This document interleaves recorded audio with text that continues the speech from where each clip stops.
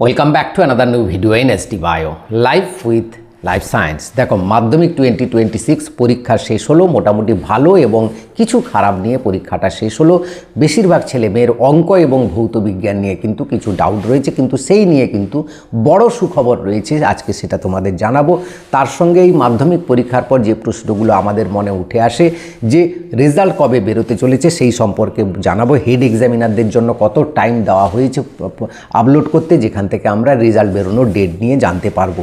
তার সঙ্গে অনেকের প্রশ্ন যে ফার্স্ট ডিভিশন কত মার্ক পেলে হয়, পাস করতে হলে মিনিমাম কত নাম্বার পেতে হয়, সেকেন্ড ডিভিশন কত, থার্ড ডিভিশন কত, লেটার মার্ক কত, স্টার কত, এই সমস্ত নিয়ে অনেকের প্রশ্ন। এবং সবচেয়ে বড় প্রশ্ন যে ভৌত বিজ্ঞানে কি গ্রেস নাম্বার দেওয়া হবে, বা অন্যান্য সাবজেক্টে গ্রেস নাম্বার দেয়, বা সব শিক্ষকরা কি গ্রেস নাম্বার দেন না, এই নিয়ে কি রয়েছে তথ্য, সমস্ত কিছু আজকে ডিটেলসে আলোচনা করব। তাই ভিডিওটা শেষ পর্যন্ত দেখো, ভালো লাগলে লাইক করে বন্ধুদের শেয়ার করে দিও, চ্যানেলে নতুন হলে চ্যানেলটাকে সাবস্ক্রাইব করে নিও। দেখো, প্রথমেই আসি একটু কত শতাংশ পাস করতে চলেছে, যে একটু ট্র্যাক রেকর্ডটা যদি দেখে নিই, 2022-এ 86.60% পাস করেছে, 2023-এ 86.15%, 2024-এ 86.31%, 2025-এ পেয়েছে 86.56%।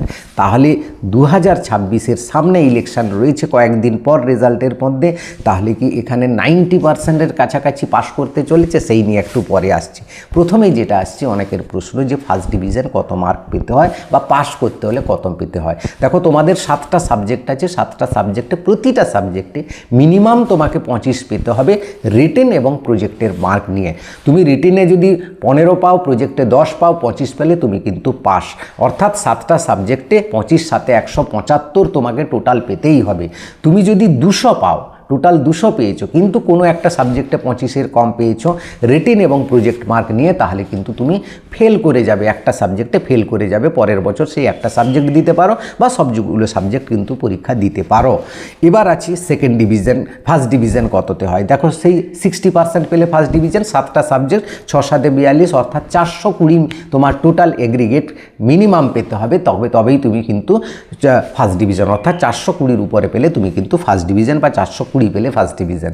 সেকেন্ড ডিভিশন কত? 45% মার্কসে সেকেন্ড ডিভিশন, 45 গুণিতক 7, 315 পেলে কিন্তু তুমি সেকেন্ড ডিভিশনে পাস করে গেলে, অর্থাৎ 420-র নিচ থেকে 315 পর্যন্ত সেকেন্ড ডিভিশন।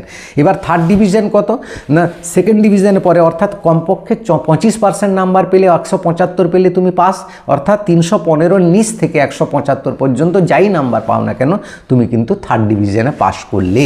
অর্থাৎ প্রতিটা সাবজেক্টে তোমাকে 25 পেতেই হবে। কোনো সাবজেক্টে 80 পেয়ে গেলে, কোনো সাবজেক্টে যদি 24 পেয়ে যাও বা 20 পেয়ে যাও, তাহলে কিন্তু তুমি ফেল করে যাবে। এই ব্যাপারটা তোমাকে জানতে হবে। এবার লেটার মার্ক কিন্তু টোটালের উপর, এগ্রিগেটের উপর লেটার মার্ক হয় না, একটা সাবজেক্টে লেটার মার্ক হয়। যে সাবজেক্টে তুমি 80-র অ্যাবাভ পাবে, তাকে তুমি সেই সাবজেক্টে তুমি লেটার মার্ক পেলে। সেটা একাধিক সাবজেক্ট হতে পারে, একটা সাবজেক্ট হতে পারে। এবার স্টার পেলে কততে পায়? দেখো, 75% পেলে হচ্ছে স্টার মার্ক, তাহলে 75 গুণিতক 75 হচ্ছে 525 কমপক্ষে পেতে হবে। অর্থাৎ 525 পেলে বা তার উপরে যদি নাম্বার পাও, তাহলে তুমি স্টার পেয়েছো। সে তুমি একটা সাবজেক্টে 90 পেতে পারো, আর একটা সাবজেক্টে 50 পেতে পারো, তাতে কোনো অসুবিধে নেই। টোটালে 525 পেলে তুমি কিন্তু স্টার পেয়ে গেলে, এটা তোমাকে ধরতে হবে। এবার আসে ভৌত বিজ্ঞানের কথা। ভৌত বিজ্ঞানের কিছু প্রশ্ন জটিল ছিল, অনেকের পরীক্ষা ভালো হয়নি, তাই নিয়ে অনেকের সন্দেহ যে গ্রেস মার্ক দেওয়া হবে কি। দেখো, গ্রেস মার্ক দেওয়া হয়, কাদের দেওয়া হয়? যাদের উত্তরে মানে টোটালি মার্কসটা 11-12-তে আটকে যায়, তাদের কিন্তু কিছু গ্রেস মার্ক দেওয়ার চেষ্টা করেন পরীক্ষকরা। কীরকম করেন না, সমস্ত এমসিকিউ এসিকিউ বা যেগুলো লিখে তুমি মোটামুটি পেয়েছো 12 পেয়েছো, তারপরেও কিছু প্রশ্নের উত্তর তুমি ট্রাই করেছো, অর্থাৎ যে প্রশ্নগুলো ছিল তার কাছাকাছি মোটামুটি লেখার চেষ্টা করেছো, সেখানে এক হাফ করে দিয়ে মোটামুটি সেটাকে 15 করে দেওয়ার চেষ্টা করা হয়। কিন্তু পরীক্ষক হয়তো 15 করে দিলেন, কিন্তু তোমার যদি প্রজেক্টে 7 বা 8 পেয়ে যাও, তাহলে তুমি কিন্তু পাস করতে পারছো না, সেখানে তোমাকে 10 দিতেই হবে। তাই ধরে নিলাম সবাই কিন্তু প্রজেক্টে 10-এ 10 পাবে, বা 10-এ 10 দেওয়ার টেন্ডেন্সি থাকে প্রায় স্কুলে, তাই তুমি কিন্তু পাশ করে যাবে যদি 15 টোটালে পাও। তো আবার একটা কথা বলে দিই, সমস্ত পরীক্ষক যে গ্রেস দেবেন, গ্রেস মানে কি এই যে নাম্বারটা বাড়িয়ে দেবেন তার কোনো মানে নেই। কিছু কিছু স্ট্রিক্ট পরীক্ষক আছেন, যদি উত্তর ঠিকঠাক না হয় বা না হয় তাহলে কিন্তু তারা নাম্বার দেন না বা নাম্বার বাড়ানোর চেষ্টা করেন না। কিন্তু বেশিরভাগ শিক্ষক এবং আমাদের পর্ষদেরও ইনস্ট্রাকশন থাকে যে অযথা কোথাও নাম্বার কাটা যাবে না। সেই নিয়ে নাম্বার দেওয়ার ক্ষেত্রে কিন্তু কোথাও কঞ্জুসি কেউ করে না বা কোনো পরীক্ষক করে না বা কোনো হেড এক্সামিনারও করেন না।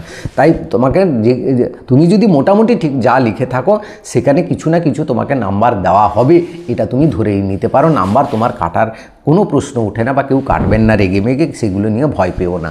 এবার আসছি অঙ্কের ব্যাপারে। দেখো অঙ্কে 2 মার্কের একটা প্রশ্ন যে অনেকের সে কি এটা কি হতে পারে যুক্তি দাও, এই প্রশ্নটা যে ছিল সেটা অনেকে ভুল বলেছিল, সেটা একদমই ভুল নয়। সমস্ত মাধ্যমিকের অঙ্কের পরীক্ষকদের সঙ্গে আমি কথা বলেছি, তারা বলেছেন সেই অঙ্কটা একদম পুরোপুরি ঠিক আছে, তাই সেটা ভুল নয়। ভুল কোথায় আছে না 12 দাগের 3টা যে রয়েছে একটা ত্রিকোণমিতি সাইন থিটা কস থিটার অঙ্কটা, সেটা পুরোপুরি ভুল রয়েছে। সেটা যে অ্যাটেন্ড করবে, বোর্ড ইনস্ট্রাকশন দেয়নি কিন্তু ইনস্ট্রাকশন দেবে বা মানে খাতা দেখার ইনস্ট্রাকশানে থাকবে, সেটা যে অ্যাটেন্ড করবে সে কিন্তু 3-এ 3 পাবে। আরেকটি রাশিবিজ্ঞানের প্রশ্ন আছে 4 মার্কের, সেখানে কিন্তু সবাই কিন্তু পুরোপুরি 4 মার্ক পেয়ে যেতে পারো। অর্থাৎ 4 + 3 7 মার্ক কিন্তু যদি গ্রেস পায়, অঙ্কে ফেল করার আর কোনো প্রশ্ন ওঠে না।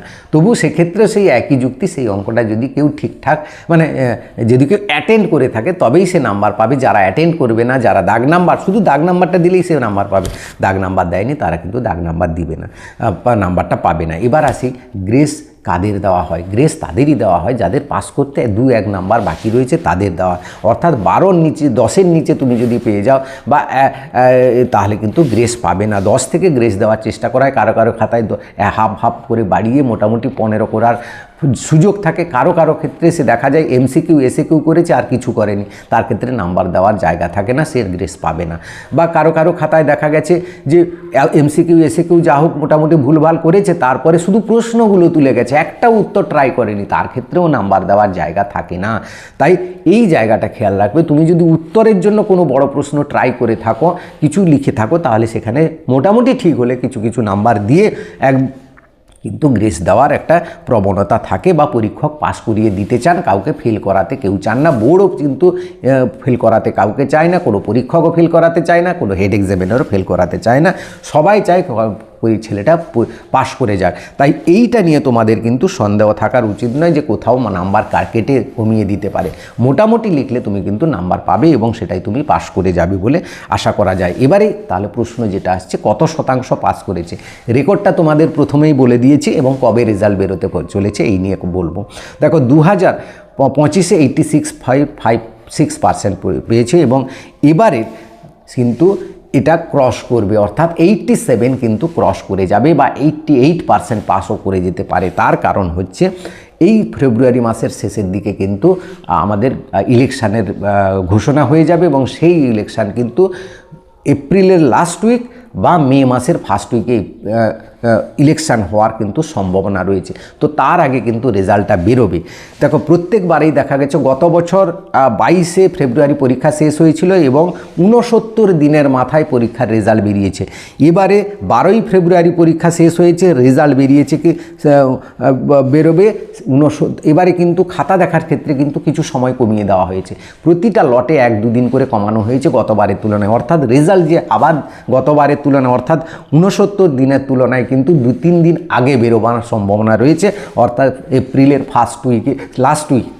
এপ্রিলের লাস্ট উইকে কিন্তু রেজাল্ট বেরোবে, এরকমই কিন্তু খবর রয়েছে। অর্থাৎ গত বছর 69 দিনে বেরিয়েছিল, 2 মে বেরিয়েছিল, এবারে কিন্তু 2 মের আগে বেরোবে, মানে এপ্রিলের লাস্ট উইকে।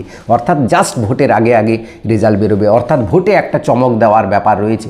সেই চমকটা হবে কি না 86কে ক্রস করবে এবং রেকর্ড সংখ্যক পাস করবে, এরকম একটা সম্ভাবনা তৈরি হয়েছে বা সম্ভব হতে পারে বলে পরীক্ষক বা হেড এক্সামিনারদের মতামত। তো এই ছিল আজকের ভিডিওটা ভালো লাগলে সবাইকে শেয়ার করে দাও। চ্যানেলে নতুন হলে চ্যানেলটা সাবস্ক্রাইব করে নিও। Thank you for watching.